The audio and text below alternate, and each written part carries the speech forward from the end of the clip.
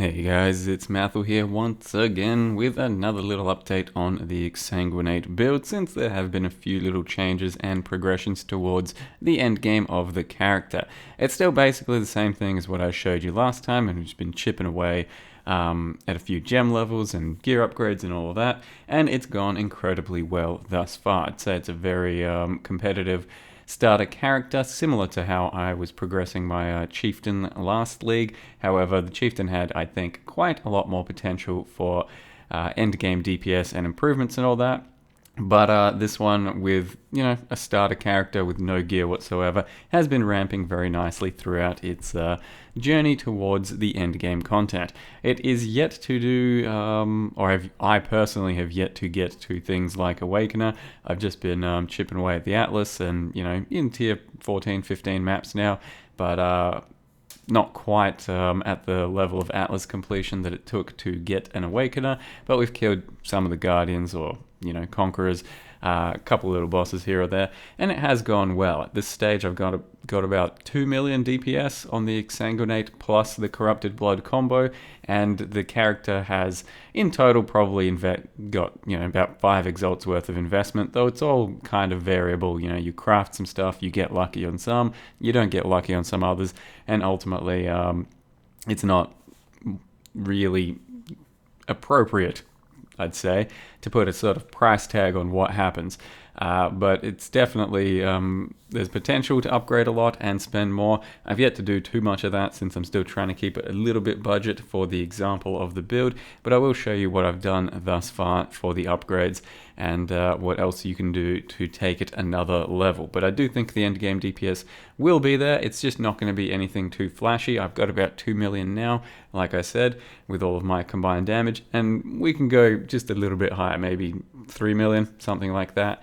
And that's good, steady damage. So for endgame DPS, it is actually pretty good and reliable, since it's not the kind that's high rolly, doesn't really rely on certain crits or flask uptime or buffs to be up, so it should be pretty solid DPS.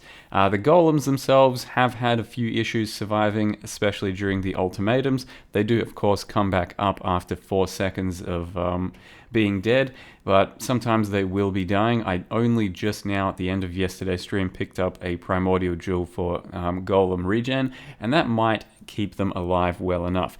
Likewise, we could run a sulfur flask, because that would drop consecrated ground that gives them good regen, and that would probably keep them alive as well, because at this stage I've got them to a point where they're all about 40 to 50,000 life, and they take a while to die. They still do eventually die to a lot of this ultimatum bullshit, because it's physical, chaos, that sort of stuff, but it takes a while for them to die. So if you get a bit of regen to counteract that, you should have pretty reliable golem uptime. And I don't have a primordial chain yet.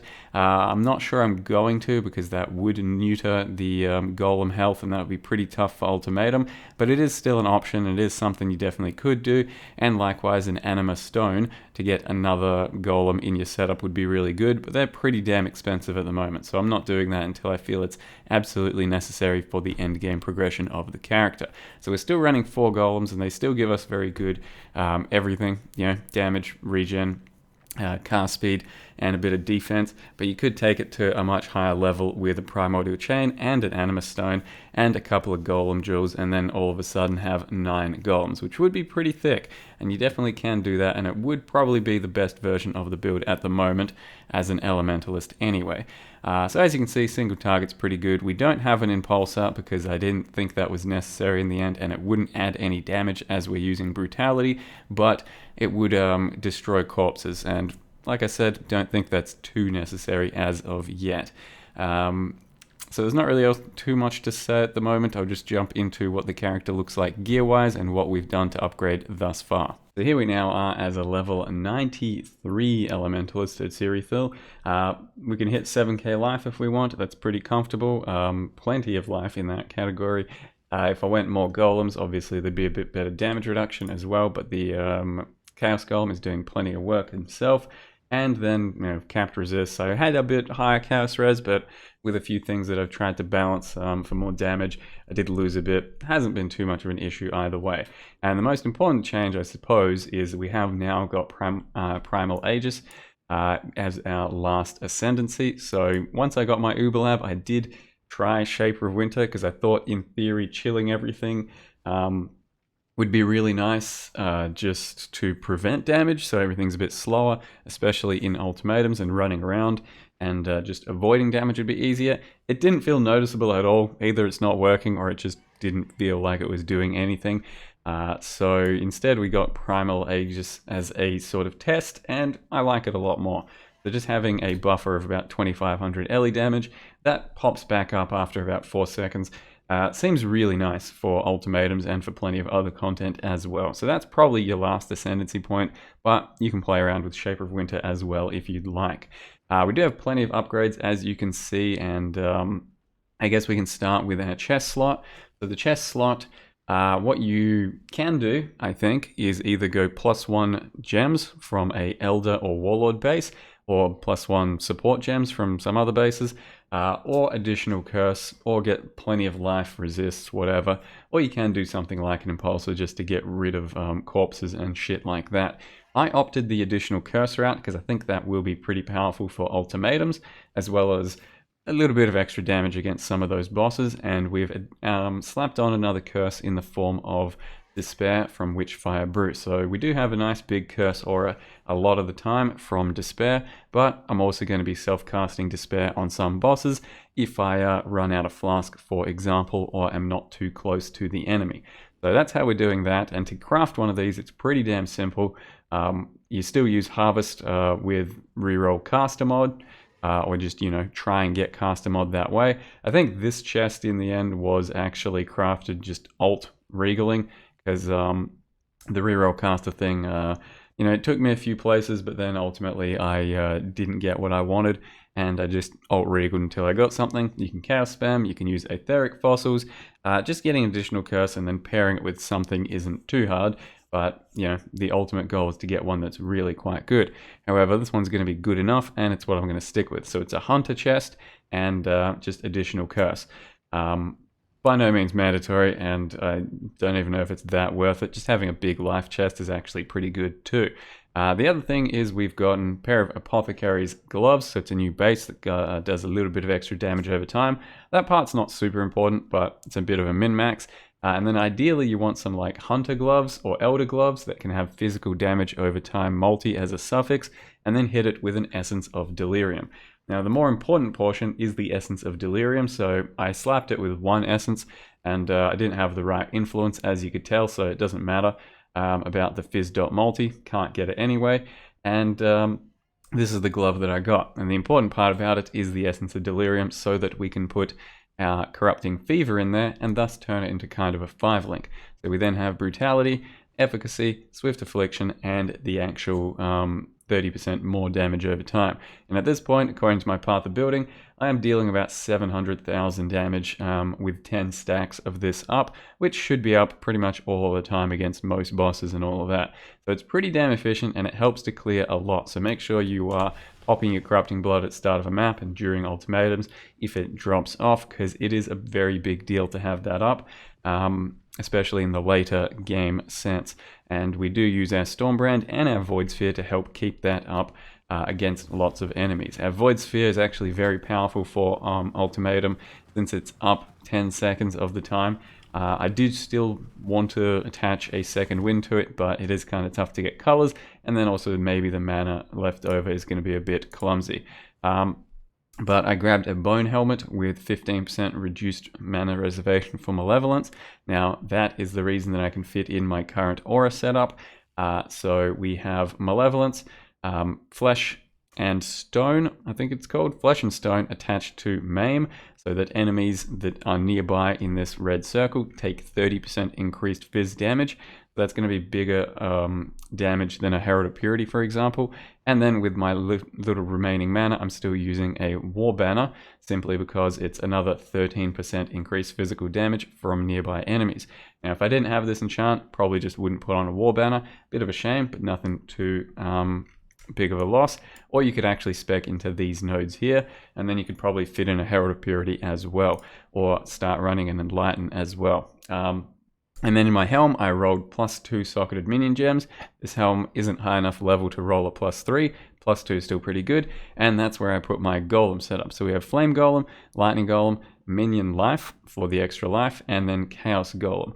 The Stone Golem isn't up here because he gets lots of levels from our current setup, so he's pretty healthy either way.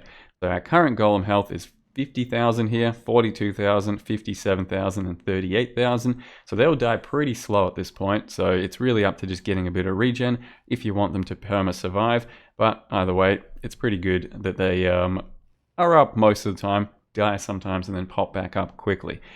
So we are using 2 Cold Iron points. They are the easiest endgame weapons to get, but you can definitely do better with proper, like wands, for example, with +1 gems, spell damage, bit of cast speed.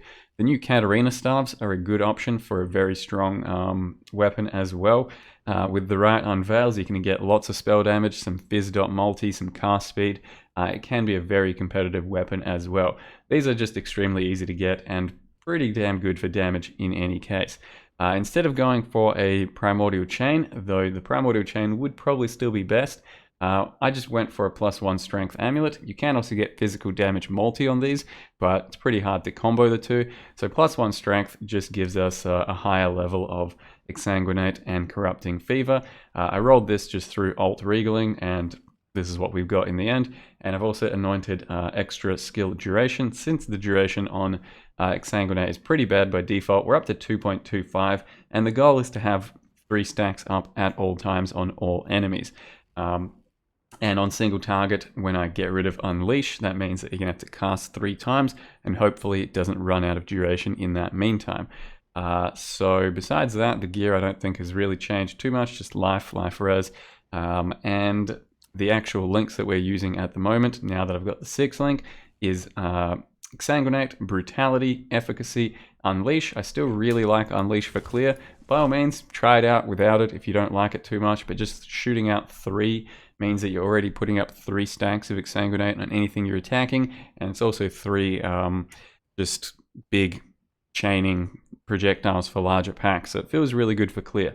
We then have Chain, and then the last link I added is Cruelty, which for clear should give us the 50% more damage just about at all times. For bosses, it will be quite a bit less, but potentially still more than the 15% default that is just the minimum it can hit. And for single target, we take out Chain, we take out Unleash, and we add Swift Affliction and Controlled Destruction. So that is the little single target swap. I'm just still leveling these, so it's obviously a little bit clumsy for the swap, but in the end, it'll just be like sitting here and doing the swap only for the biggest bosses. It's rare that I actually need to do this at the moment. So that's currently the setup, and there's not too much else to say about it, really. I do also have currently just some shit jewels, you know, bit of cast speed and life and whatever, and this I only just picked up, like I said, just to get that piece of regen. I'm testing out today, see if it's worth it, and this still sucks, but I'd like to replace it with an animate stone. As far as the cluster jewels are concerned, you want an eye level 75 physical dot cluster, and the idea there is to get Blood Artist, since it's the most powerful one by far, and then combo it with anything. And in this case, I managed to get Exposure Therapy. And over here, in this case, we managed to get Brush with Death, which is the ideal one for us, and it's extremely lucky to have gotten this thing. So this one, I just bought as an un-ID rare from someone, and then the Wisdom Scroll actually gave us this roll here. And this roll here, I was trying to alt-regal it, and then I just did a few Chaos Spam and got this one. So combining Blood Artist with just any dot multi is the ideal goal, but Brush with Death I think is the nicest. Just some life on kill is really good against Exsanguinate, against ultimatums, and I'd really recommend getting some. So if you don't have this, your anoint should probably be Vitality Extraction instead of the duration over here. That's what I'd recommend anyway, because the life on kill really does feel quite potent for your survival. And so far, I think that's all I need to say. I haven't done Brutality, Pride instead of Malevolence. I think that extra duration is pretty damn nice, and we're not always guaranteed to be near enemies to stack that Pride, but by all means, I don't think it really matters too much if you're Pride versus Malevolence. Both are going to be doing very good damage. That's all I'll say for now. I will still try and push this towards Endgame and hopefully have a more conclusive endgame bossing video for you if we get that far, but my map progression is currently this, 96 out of 164, almost at Awakening 4, and it's slowing down a bit because I don't really like buying too many maps and stuff. And I will also mention, lots of people ask me why I have so many exalts. One of the Katarina staves I bought unveiled and then veiled it to have really good physical damage, so it was basically the perfect staff for my Cyclone Chieftain. So look out for those because that can make a very nutty staff. Sold that for 10x. And found a Brother's Stash from a cemetery map, which is just a card that turns in for 5 exalts. And since then I've also found a few exalts here or there and made a few sales. So my method for making money every single league, every single time we play this game, is just play the game, engage in all kinds of content, and eventually things will happen. You will find stuff, you will sell stuff, and it will be worth your time. Get out there, engage in all the content, and eventually good things will happen. So that's the character so far. Hopefully got an endgame update for you. Thank you very much for watching, and see you next time.